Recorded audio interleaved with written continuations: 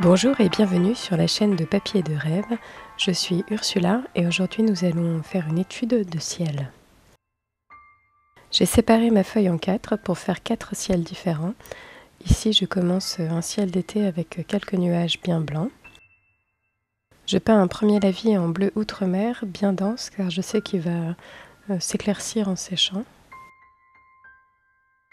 Et pour faire les nuages, rien de plus simple, il suffit de poser un essuie-tout sur le papier encore mouillé et ça va récupérer toute la couleur qui a été posée sur le papier.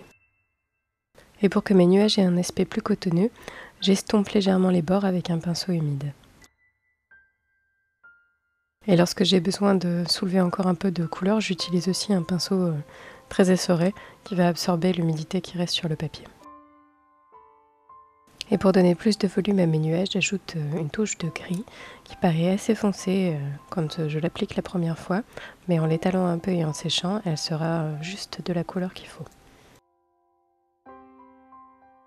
Le résultat est donc des nuages très cotonneux sur un ciel bleu uni.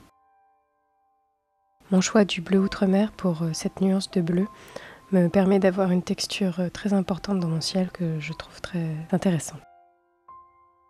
Pour mon deuxième ciel, j'ai essayé de représenter un ciel un peu plus orageux avec des gros nuages noirs.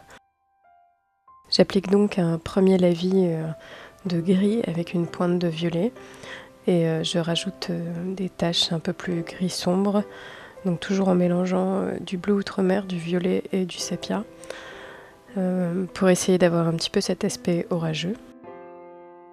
Et ce ciel sera fait en plusieurs couches car je voulais ajouter un peu plus de présence à mes nuages. Pour le troisième ciel, j'ai décidé de faire un coucher de soleil. C'est quelque chose que maintenant je commence à comprendre un peu comment ça fonctionne, mais ça m'amuse toujours autant de le faire. Après avoir complètement mouillé mon papier, j'applique une première couche de mélange de violet et de bleu outre-mer. Et tout en bas de ma feuille, je laisse un petit espace pour ajouter de l'orange transparent de Pyrrole et de l'or de quinacridone. Et je laisse l'orange et le jaune se mélanger au violet sans trop y toucher pour pas que les couleurs deviennent sales. Et comme je veux que la partie haute de mon ciel soit plutôt sombre, je rajoute une couche de violet. Et pour le quatrième ciel, j'ai voulu tenter quelque chose de plus expérimental. J'ai voulu essayer de peindre une aurore boréale. Alors je n'en ai jamais vu en vrai et je pense que du coup ma peinture ne reflètera pas la vérité, mais je voulais essayer.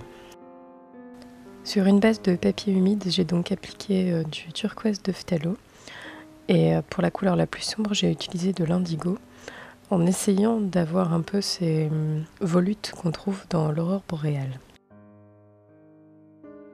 Mais revenons au coucher de soleil, je vais ajouter quelques nuages pour donner un peu plus de profondeur à l'image.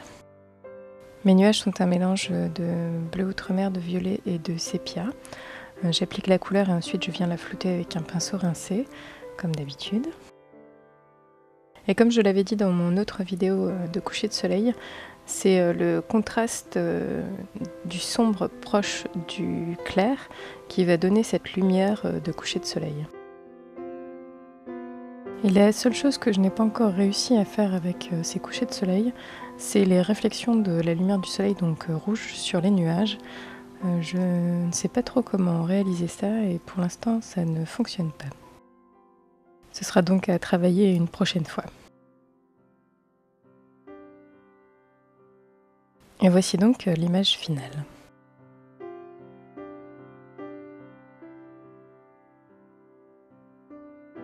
Retournons maintenant à mon ciel orageux. J'ajoute donc cette deuxième couche de nuages. Toujours un mélange de bleu outre-mer, de sépia et de violet pour avoir quelque chose de bien dense et de bien sombre. Et j'essaie d'avoir le plus de densité de couleur dans le bas du nuage et quand on remonte dans le nuage, ce soit un peu plus clair comme un dégradé. Et voilà le résultat. Je pense que j'aurais dû être encore plus sombre pour donner un air plus orageux encore. Et il est temps maintenant de finir le ciel d'aurore boréale. Et pour donner cette impression d'aurore boréale, j'ai senti qu'il fallait donner un peu plus de contexte à cette image. Donc j'ai décidé de rajouter quelques arbres et des collines pour avoir un peu plus de paysage et plus de sensibilité dans l'image. Et j'ai donc peint ce paysage juste avec de l'indigo bien foncé. Et tout de suite, ce petit détail fait mieux comprendre l'image et donne plus de caractère.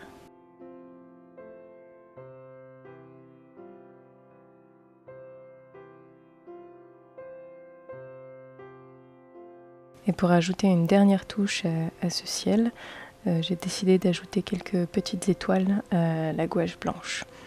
Alors, ça a été un petit peu difficile parce que je n'ai pas du tout l'habitude de manier la gouache et faire des tout petits détails en blanc, ça n'est pas mon fort.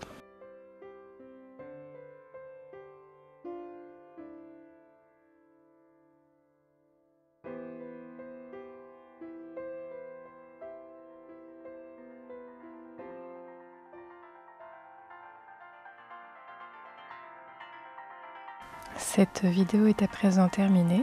Merci de l'avoir regardée jusqu'au bout. J'espère qu'elle vous a plu. Vous pourrez retrouver tout le matériel utilisé dans la barre de description. N'hésitez pas à laisser vos commentaires et abonnez-vous. À bientôt!